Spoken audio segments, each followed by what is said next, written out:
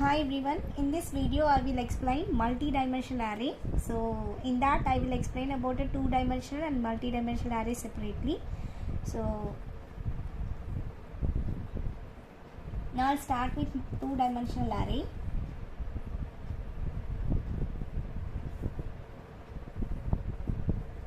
So the definition of two-dimensional array is an array with two subscripts.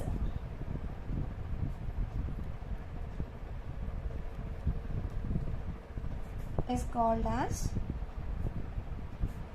two-dimensional arrays.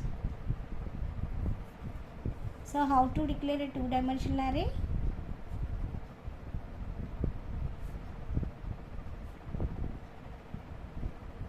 By using a syntax, data type, array name, and you have to provide two subscripts. So these are subscripts. In that you can specify the sizes. So now this size is said to be a row size, and this size is representation for column size. So most of the two-dimensional arrays can be used for matrix representations. So we can store your information in a tabular form, so rows and column representation. So the example of two-dimensional array is, suppose if I created an array in type integer and my array name is max, and I will take in two subscripts. So in that I will provide, so row size is 3 and column size is 4, for example. So what this algorithm what this example will say is, so now we are declaring one array named max, so which is of two-dimensional. This is a row size and this is your column size. So how this two-dimensional array is represented? So by 3 rows with 4 columns. So these are 4 columns. So always array index starts from 0. Array index starts from 0 and ends with n minus 1. So here my size is, this is I can take m and this is I can take n, because this is not n by n. The value of m is different and n is different. So now here this size it will be m minus 1 and starts from 0. See, 0, these are the row, so row 0, row 1, row 2, and how these can be represented? Column 0, column 1, column 2, column 3. So what is this array name? Max. So how each and every element of your max array can be referred? So by simply max of, so this is 0th row, 0th column. So we can simply say 0, 0. And this array position is 0, 1. This is 0, 2, 0, 3. So now it will be of max of 1, because the row value is 1 and column value is 0. 1, 0, 1, 1, 1, 2, 1, 3. And this will be taken as max of 2, 0, because this is the second row, first column, and this will be of 2, 1, 2, 2 and 2, 3. So in this way the two-dimensional array elements can be referred.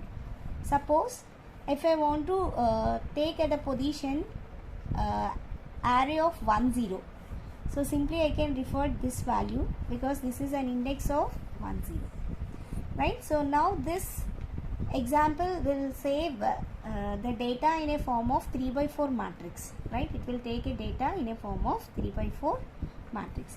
So when we declare this array, now how much memory is your compiler can reserve? See how many elements we have. Totally 3 multiplied with 4, 12 elements. So this array will consist in 12 elements. So what is the size of your integer? So integer will occupy 4 bytes. So now I need to save 12 elements. So the size of this particular array is 12 multiplied with 4, 48 bytes. Right? So this is the size of an array this will occupy. Okay, so now I'll show you how to initialize the two-dimensional array. So as like your one-dimensional array, the two-dimensional array is also initialized in two ways. Two-dimensional array initialization. So initialization is nothing but assigning some values, right? So you can do in two ways, that is compile time and runtime. So I can follow the same example. So int max of 3, 4. So now it is a 3 by 4 matrix. So how we can initialize at compile time? So compile time initialization is nothing but you can give the array values at the time of programming. So simply using a syntax, data type, array name, and you can provide a row and column size. So simply I can write rs and cs. So this is row size and this is column size, and you can provide the list of elements in this flower bracket. So you must close with semicolon. So this is our example, right? So I will show you how to initialize this particular array. So int max of 3, 4. So I need to take 12 values in such a way that each and every row will consisting 4 values. So I can take simply like this. So I will start my first row, so which consisting 4 elements. So I will pass 1, 2, 3, 4. So my first row is completed. Then I separated with comma and I'll start my second row. So what your second row? It is also consisting 4 elements. So I will take the another 4 elements like this. So now I separated with comma. So I have one more row. So I can give the values of that row like this. And then see, this is a closing brace, and for this is a closing brace, and for this is a closing brace. So now you have to close this close brace and then you can give a semicolon. So in this way, suppose you have a 2 by 3 matrix, then you can specify 2 rows, each and every row will consisting 3 elements. Okay, so like that you can give a values for your two-dimensional array at compile time. So now I'll show you how we can initialize the array's values at runtime. So runtime initialization is nothing but we can initialize the values of your two-dimensional array at time of execution. So for that, this is of two-dimensional, we can use 2 for loops, and simply you can write, right? So this is one for loop and this is another for loop. Within that you can write your scanf statement because you are trying to read the input from your keyboard. So here you have to specify your format specifier, and then address of variable you can provide here. So close with semicolon, and here you can write your for loop. So this will consisting initialization part, condition, and increment or decrement. And your inner loop also consisting the same thing because all for loops will having this format only. Initialization, condition, and increment or decrement operation. So don't give semicolons for your for loops because if you given like this, these loop is not executed. So now this is of my internal. So in this way you can provide, this is a syntax. I'll show you an example. So for the same example how you are passing. So here I am using my for loop. I can use one variable. I initialize my variable with starting address. What will be my starting index? It is 0.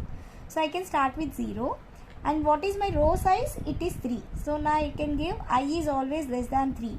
So because you already seen how your array elements are represented. So the value it starts from 0 and ending value is 2 for row. So now it will take I less than 3. So 2 is less than 3, right? So for that you can give it like this, and then you can give I plus plus, and after that you can use another loop for column representation. So j equals to 0 and j less than. What will be the j value here? 4. So now the column size I can provide it here and then j plus plus. So here simply I can give my scanf statement, scanf. Here format specifier will say what type of data you are trying to take. So here my array is of type integer. So I can simply use %d and address of variable. Ampersand is referred for an address, ampersand. My array name is max. So that I can provide two indexes. What is that index? One is I and another one is j. Semicolon. And then you can close your for loop. So how this will be executed? So initially your I value is 0. 0 is less than 3. Condition is true. Now it come inside. So what is your j value? J is also 0. J less than means 0 is less than 4. Condition is true. So it come inside. So what is your I value? It is 0. And what is your j value? It is also 0. So now we are trying to read a position max of 0, 0. Right? So in that way it will take the element in this position. Okay. And after that you are at internal loop. Right? After you are exiting from this loop, then only you can increment this loop. Otherwise we cannot. Right? So what simply we are doing? We increment j value by 1. So now your I is 0 and j is becomes to 1. So now 1 is less than 4, condition true. Again it come inside. It will take max of 0, 1 position. And after that j becomes 2. It will take max of 0, 2 position. After it will take max of 0, 3 value. Again j increments. It get 4. 4 less than 4, condition is false. Because 4 is not less than 4. So then what's happening? It will exit from internal loop. Now it come outside of your loop. So now your first row is completed. You can observe that. See 0, 0, 0, 1, 0, 2, 0, 3. So after completion of your first row, automatically the for loop, inner for loop is exit and it comes to the outer for loop. So then what's happening? Your row value it get increments. So now your I becomes to 1. So in that way it will read max of 1, 0, 1, 1, 1, 2, 1, 3. And after that again I increments, it get 2 positions. So 2, 0, 2, 1, 2, 2, 2, 3. Again I increments, it get 4. So 4 less than, 3. 3 less than 3, condition fail. So then once this condition fail, it doesn't enters to the internal loop.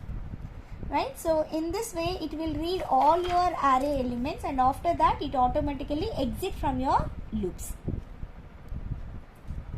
Thank you.